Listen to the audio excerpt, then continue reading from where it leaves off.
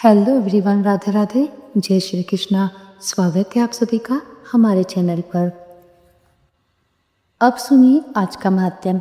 जैमिनी जी कहते हैं, इसके बाद राजा इंद्रदुमन ने शिल्प शास्त्र में प्रवीण सभी कारीगरों को मंदिर के निर्माण कार्य में नियुक्त कर दिया।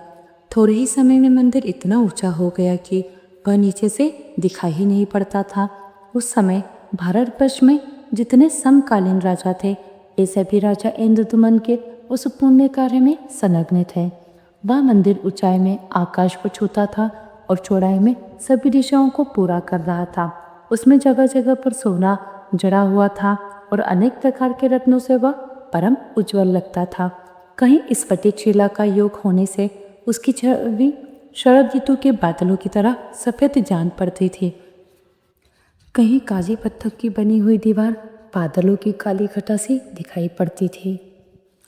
इस प्रकार परम सुंदर बने हुए भगवान श्री विष्णु के मनोहर प्रसाद अर्थात महल में विधि पूर्वक गर्भ प्रतिष्ठा करके बिजली गिरने आदि उपद्रवों से मंदिर को कोई नुकसान न पहुँचे, इसके लिए शिल्प शास्त्रों में निश्चित विधान के अनुसार अपने पुरुषार्थ से उपार्जित की हुई मणि आदि को यथा योग्य स्थानों पर लगाया गया।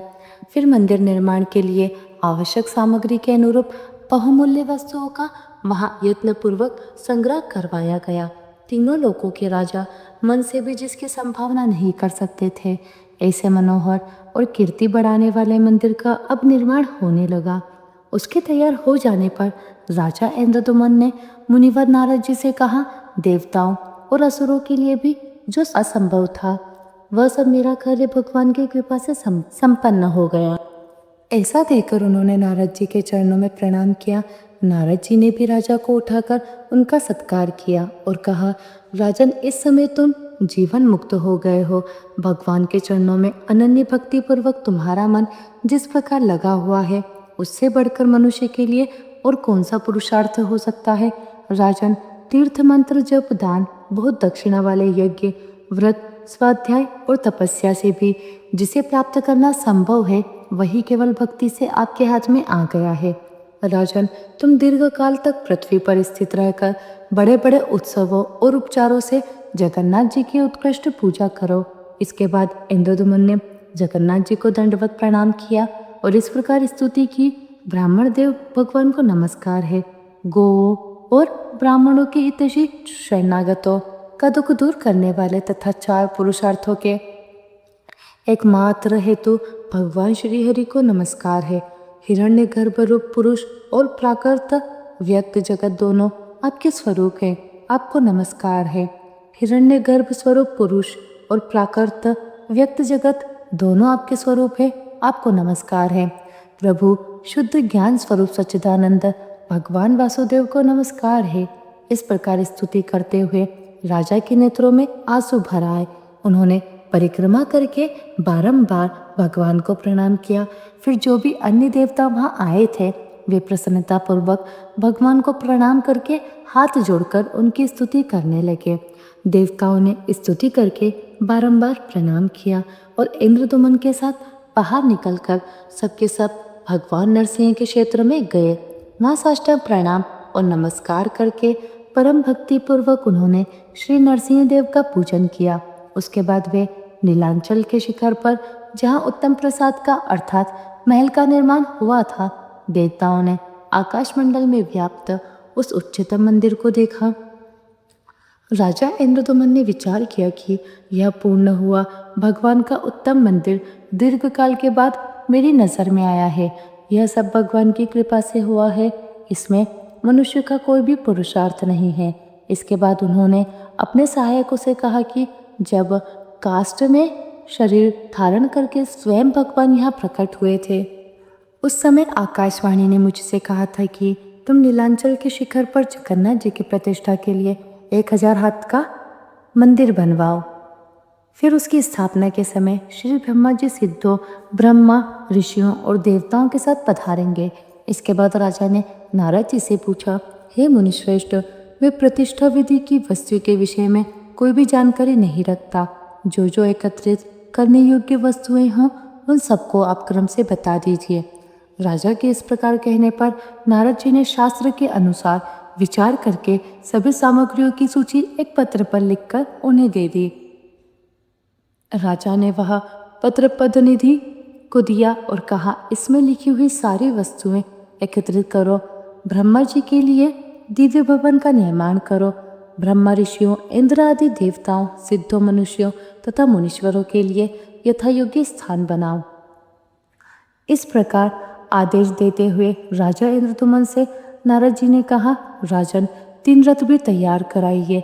भगवान वासुदेव के रथ पर गरुड़ ध्वज फहरा रहा हो, सुभद्रा जी के रथ के ऊपर कमल के चिन्ह से युक्त ध्वजा लगाई गई हो, श्री बलभद्र जी के रथ पर ताल ध्वज या हल्के चिन्ह युक्त ध्वजा होना चाहिए। श्री विष्णु के रथ में 16, बलभद्र जी के रथ में 14 और सुभद्रा जी के रथ में 12 पहिए होने चाहिए। चक्रधारी श्री विष्णु के रथ का विस्तार 16 हाथ, बलभद्र जी के रथ का विस्तार 14 हाथ और सुभद्रा जी के रथ का विस्तार 12 हाथ का हो। नारद जी के इस वचन को सुनकर एक दिन में 3 रथ बनाए गए हैं, जिनके धुरे, चक्के, खंभे और द्वार सभी सुंदर थे। तीनों रथों का विस्तार उत्तम था। सब में सुंदर ध्वजा, पताका लगी ही थी। तरह तरह के चित्रकारी से वे तीनों रथ बड़े मनोहर प्रतीत होते थे। उनमें लगाम और बागडोर से युक्त वायु के समान वेग वाले सैकड़ों सफेद घोड़े जुते हुए थे। नारद जी ने शास्त्र के अनुकूल विधि से फिर रथों को प्रतिष्ठा की। इसके बाद ब्रह्मा जी की प्रेरणा से उस उत्तम प्रसाद के समीप शुभ मुहूर्त में सब देवता आ पहुँचे। राजा इंद्रदुमन की आज्ञा से विश्वकर्मा जी ने एक बहुत बड़ी रत्नमय शाला तैयार की। उसमें प्रतिष्ठा कालिक पूजन के उपयोग में आने वाली वस्तुएं, हविष्य, संविधा, कुशा और अनेक प्रकार के भोजन और संपत्ति का संचय करके रखा गया। उस समय पृथ्वी पर गाल नामक राजा राज्य करते थे। उन्होंने भी माधव की एक पत्थर की मूर्ति बनवाई और उसके लिए छोटा सा मंदिर तैयार करा कि उसमें उसकी स्थापना और पूजा की। फिर दूत के मुख से राजा इंद्रदुमन के उद्योग को सुनकर राजा को बड़ा क्रोध हुआ और वो सेना सहित क्रोधित होकर नीलाचल पर आ गए। वहां आने पर उन्होंने प्रतिष्ठा का ऐसा आयोजन देखा जो मनुष्यों के लिए स्वप्न में भी दुर्लभ था। उसे देखकर राजा के मन में बड़ा विस्मय हुआ। फिर वहां के सारे वृत्तांतों को जानकर राजा गाल ने अपने आप को कृतार्थ माना और अनुभव किया कि इससे बढ़कर कल्याणकारक कर्म न हुआ है न होगा। फिर तो वे हाथ जोड़कर राजा इंद्रदमन के समीप गए और बोले, देव, आप राजाओं के राजा तथा जीवन मुक्त हैं, मैं आपकी क्या स्तुति करूं, आप मुझ पर प्रसन्न होइए। इस प्रकार निवेदन करते हुए श्रेष्ठ राजा गाल ने इंद्रदमन से कहा, राजन, आप अपनी तुच्छता का अधिक बखान क्यों करते हैं? आप भी सार्वभौम सम्राट और भगवान विष्णु के भक्त हैं। प्रजाओं के पालन में तत्पर रहने वाला राजा प्रजा के रक्षा रूप उत्तम मार्ग पर चलकर इस लोक में कीर्ति और धर्म को उपार्जित करता है। आप तो भगवान के भक्त हैं, इसलिए आपको विशेष रूप से सफलता मिलेगी। राजन काष्ठ रूप में अवतरित हुए साक्षात भगवान विष्णु का ही यह प्रसाद है। 4 स्वरूपों में व्यक्त की इस मंदिर में स्थापना करके मैं यह मंदिर आपको ही सौंप कर चला जाऊंगा। आप ही इसमें पूजा आदि की व्यवस्था करेंगे। यह सब सुनकर राजा गाल बहुत प्रसन्न हुए। इंद्रदुमन ने जो आदेश दिया उसका वे बड़ी शीघ्रता के साथ और श्रद्धा के साथ पालन करने लगे। इस प्रकार सब सामग्री जुट जाने पर देवताओं से घिरे हुए सिंहासन पर विराजमान राजा इंद्रदुमन इंद्र की तरह शोभा पाने लगे।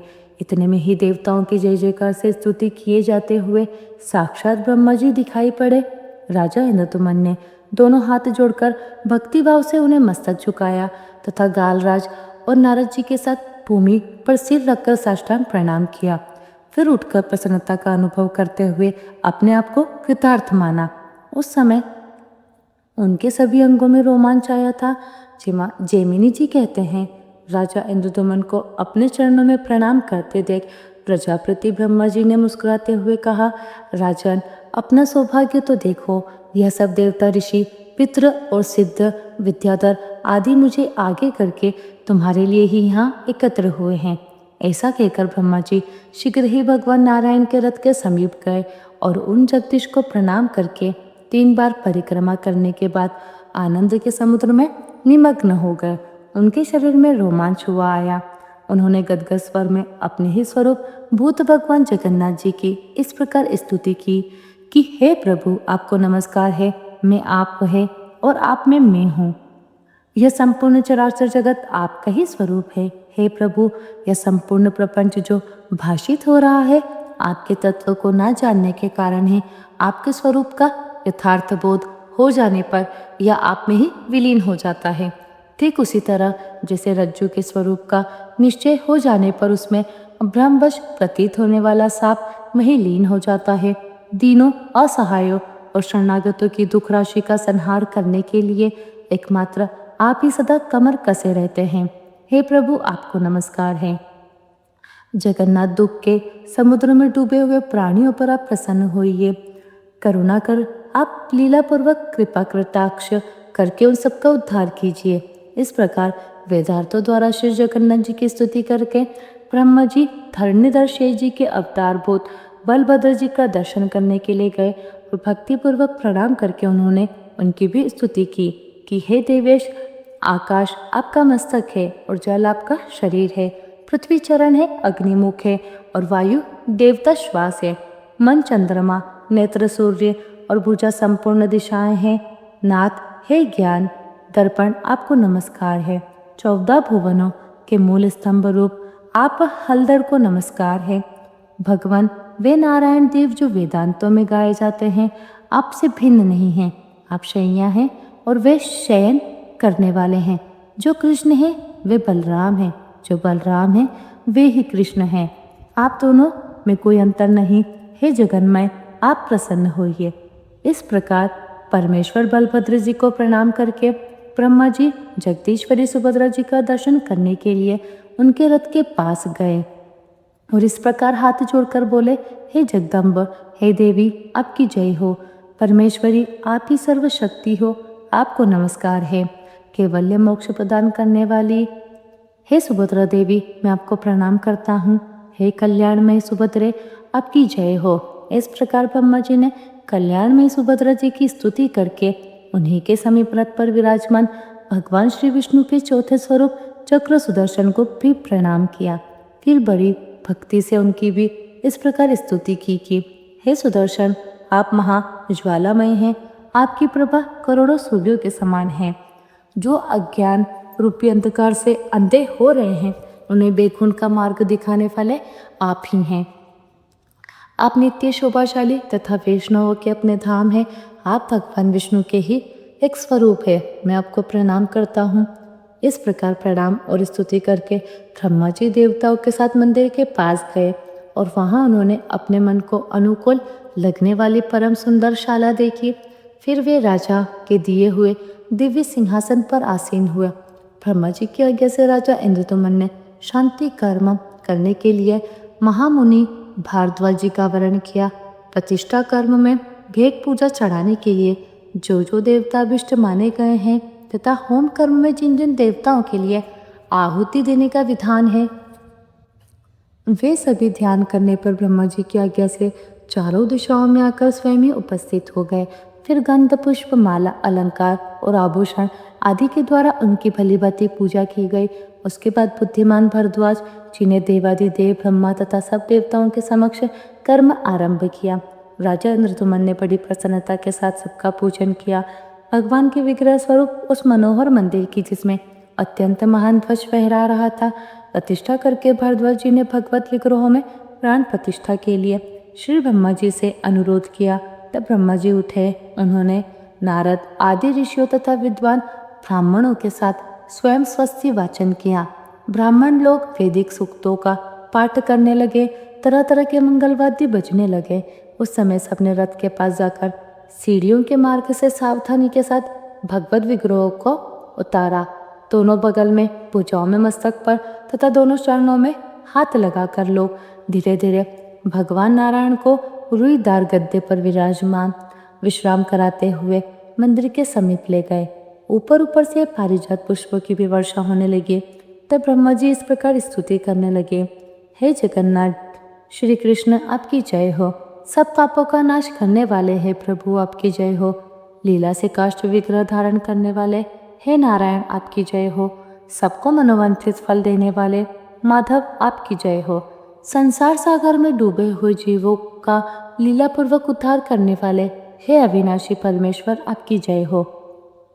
दीनोद्धार परायण आपकी जय हो। हे अनंत अच्युत ईशान आपकी जय हो। प्रभु आपको नमस्कार है। यह स्तुति होते समय नारद जी बड़ी प्रसन्नता के साथ वीणा बजा रहे थे। भगवान के मस्तक पर पीछे की ओर से 2 रत्नमय छत्र लगाए गए। दोनों पार्श्व भाग में चामरग्राही देवता पंक्तिबद्ध खड़े थे जो धीरे धीरे चवर डुला रहे थे। इसी प्रकार सब लोग बड़े कौतूहल के साथ बलभद्र, सुभद्रा जी तथा सुदर्शन चक्र के विग्रहों को भी लेकर गए। मंदिर के मुख्य द्वार पर रत्नमय स्तंभों से सुशोभित मंडप तैयार किया गया।